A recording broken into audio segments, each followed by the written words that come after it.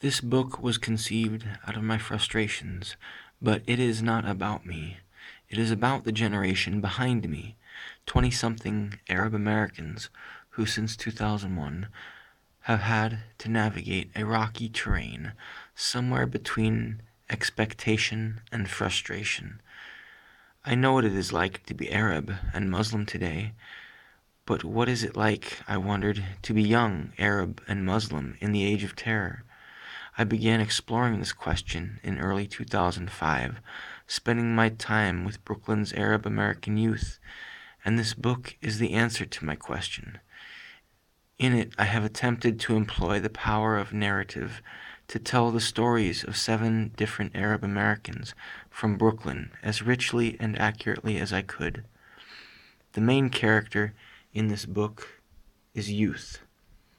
To be young is to be at a crossroads in life. It is a time to discover who you are, what values you hold, and which friendships you will cherish. This is true for all young people, but for young Arab Americans today, to be young is also more complicated, for it means that you are living a paradox. On the one hand, the older generation looks hopefully to you with the belief that you will produce a better world for yourself, for your family and community, and for your nation. On the other hand, the culture at large increasingly spies on you with mounting levels of fear, aversion, and occasionally outright hostility. Today's young Arab Americans often live uncomfortably between these two expectations. Moreover, there are many of them. Like most immigrant populations, both Arab and Muslim Americans are younger than the general population. 21% of the American population is between 18 and 30 years of age. But 30% of American Muslims are. The median age of Arab Americans is 31, compared to 35 for the whole of the United States. This also means that many young Arabs and Muslims have no adult experience of the world prior to September 11th. And while nationally, Arabs and Muslims are generally more affluent than average Americans, in Brooklyn, the setting of this book, many come from working-class backgrounds where they are driving their way through the maze of the American dream on paths that have become more complicated for all those who are young, Arab and Muslim. They are often anxious about their futures, and their anxieties reveal much, not only about their own personalities, but also about the tensions evident in contemporary American society. This book concentrates on Arab Americans and focuses on Arab Muslim Americans, for the simple reason that the Muslim American experience is capacious and sprawling. It contains many different moments of arrival and dozens of different ethnic histories. The Arab American story, on the other hand, is more coherent and self-contained. It relates a community to the specific overseas geography of the Arab world, where much of the war on terror is raging. It is true and necessary to point out that the Arab American community is a majority Christian population, but it is also true that Arab American Muslims are at the eye of today's storms.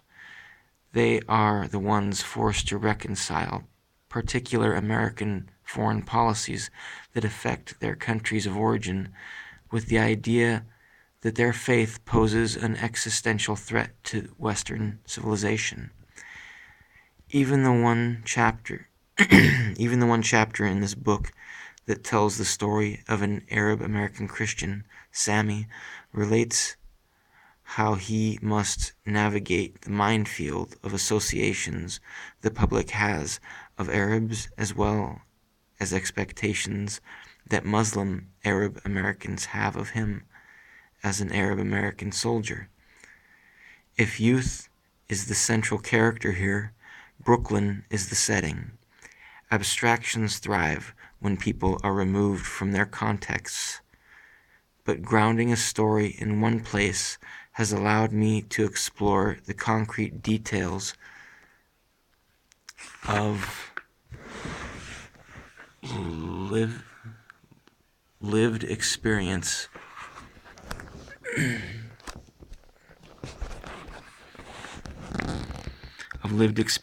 within a single geography. My reasons for choosing Brooklyn are multiple. Besides its proximity to what is now known as Ground Zero, Brooklyn has the largest Arab American population in the nation. According to the 2000 U.S. Census, close to 36,000 live in Brooklyn, about half of New York City's total Arab American population.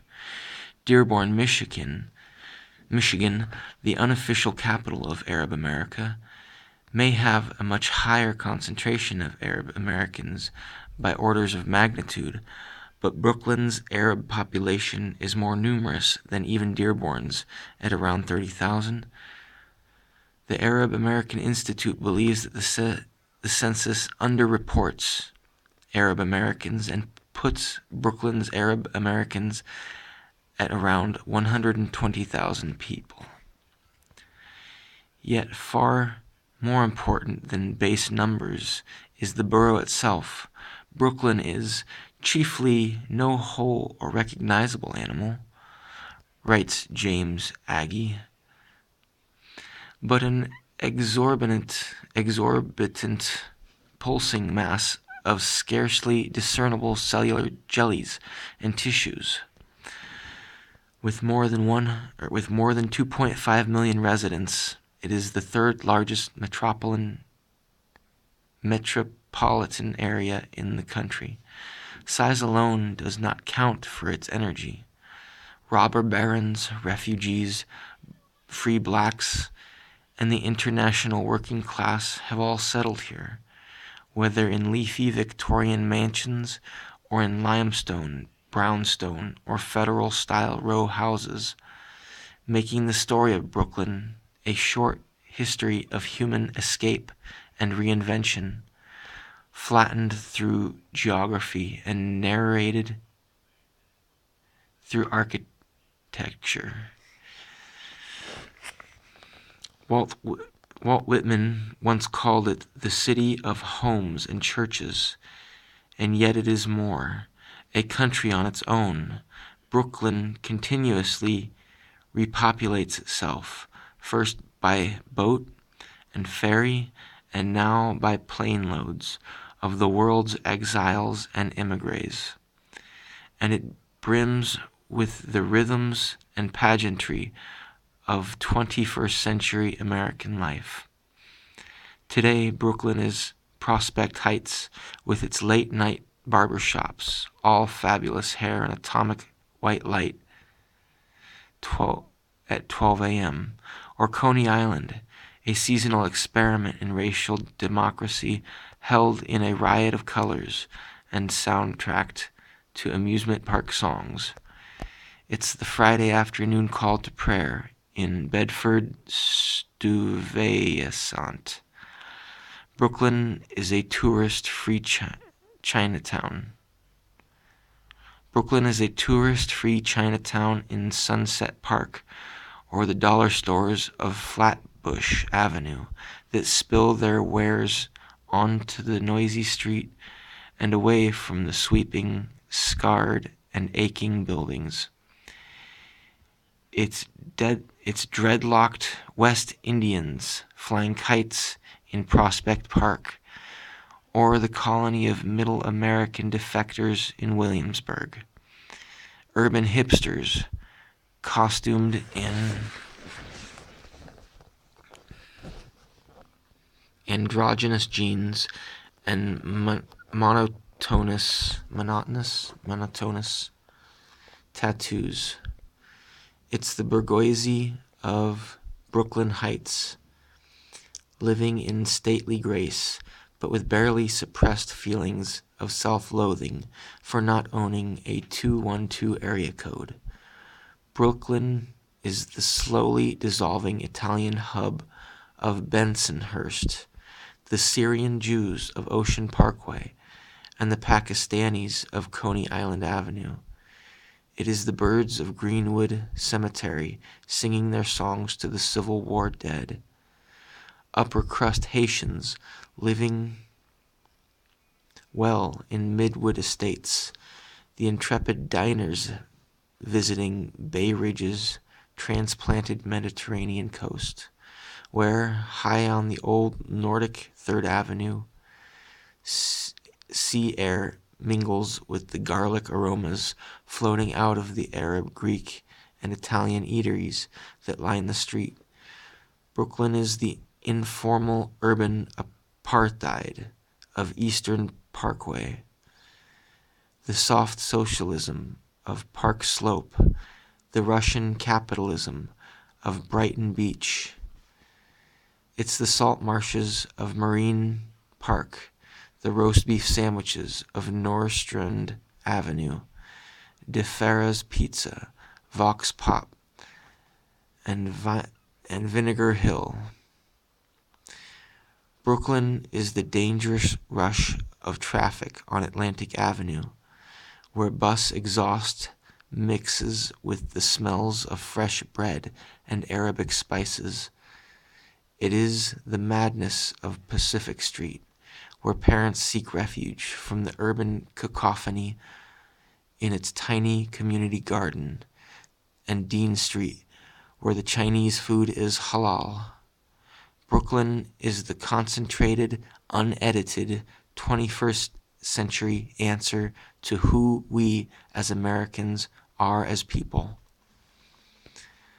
After deciding on the setting, I began asking friends what stories they knew about the contemporary American, Arab American existence here.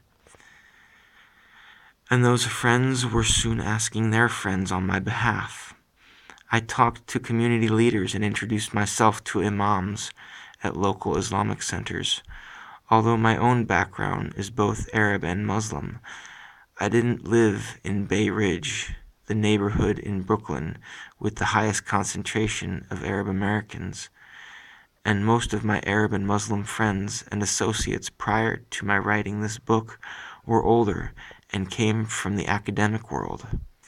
I was, in other words, both an insider and an outsider to the community. Since Muslim communities around the country now often feel under the blunt hammer of suspicion, I was concerned that those I spoke to might be leery of me and my interest.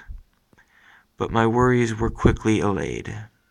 One Friday, after prayer, for example, an imam invited me to his office upstairs, sat me down, and pulled out his little book. Instead of reading off problems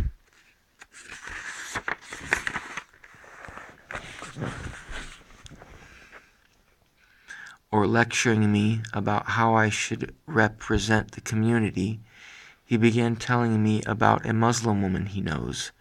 "She's Egyptian, with a master's degree from Denmark," he told me. "Do you want to meet her?" He was trying to marry me off. I smiled and thanked him gently. "Le ya Mustafa?" he asked me. "Heya helwa eze albesbosa." "Why Mustafa?" he asked. "She's sweet, like Egyptian honey cake." Before long, my efforts were paying off, even if the imams didn't. I gained enough confidence with the community to attend a closed-door meeting between community leaders and the FBI. These were the first FBI agents I'd ever met, and they looked as if they had just walked out of a movie. They stared at you. They stared you in the eye and repeated your name while shaking your hand. They all had similar, almost military-tight haircuts, and except for the Moroccan agent with them, inexplicably dressed in brown, they all wore sharp suits in navy blue and spoke with the same diction of officialdom. Later I realized how the 12 community leaders present, speaking with accents and in Arabic with each other, mostly darker-skinned, accompanied by a mystical-looking sheik, and breaking in the middle of the meeting for prayer, must have looked like movie characters to them. But as everyone knows, in the movies, we are the bad guys. The 3-hour meeting was an example of the failed communication that marks our era. Seemingly unaware of the irony in their statements, the FBI told the community leaders, a group of successful physicians and businessmen who had already contributed much to multicultural America, that the Bureau wanted to bring the Arab-Muslim community to this melting pot country and to instill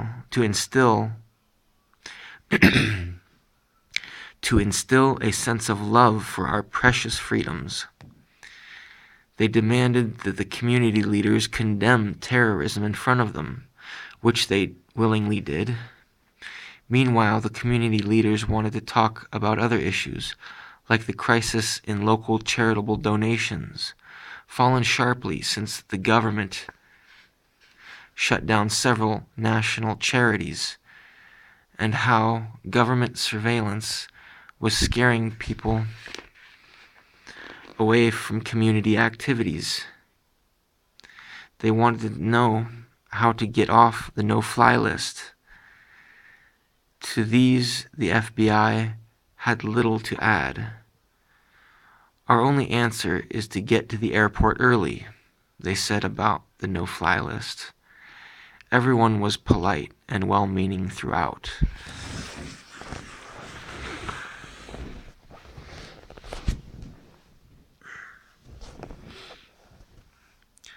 But in their clash of priorities, the meeting might have been held in 2 different languages. I left depressed and frustrated. My inquiries had spread by word of mouth, and people also began contacting me about the project. I set up rendezvous with people in their favorite locations, usually Brooklyn's busy coffee shops, smoky hookah cafes, quiet mosques, noisy youth centers, and hectic diners. Before long, I had the stories that make up this book. Nevertheless, there are gaps. Countless other people I did not include, and I make no claims that these 7 narratives touch on every detail of Arab American life.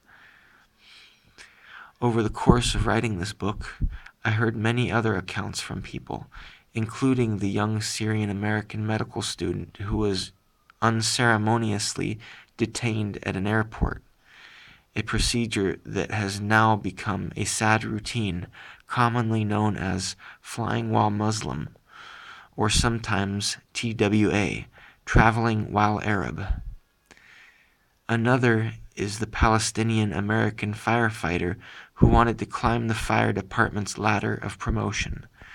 The study material he needed for his exam is expensive, so he purchased a cheaper copy from an outside vendor. Instead of finding the book in the mail, however, he received a visit to his home. 2 investigators from the Joint Terrorism Task Force wanted to know why a man with an Arab name was interested in a book about fires. "You didn't check to see if I'm a firefighter?" he asked them in frustration. But the loudest silence in the book concerns those young Arabs, a minority, who have abandoned their ethnic roots or religion out of either shame or fear or both. They have changed their names and tried to pass as and try to pass as other than Arab, Latinos most often. Perhaps it is fitting that the biography of the ex-Arab man or woman is present here only by its absence.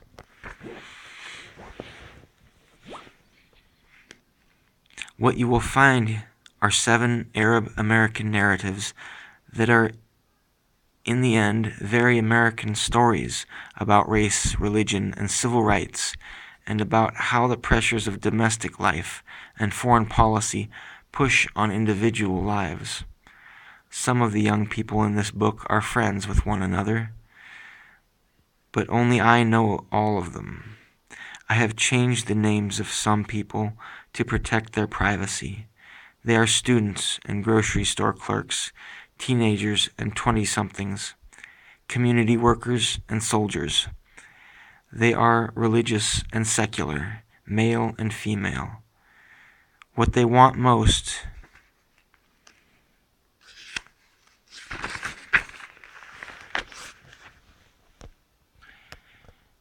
is what the majority of young adults desire: opportunity, marriage, happiness, and the chance to fulfill their potential.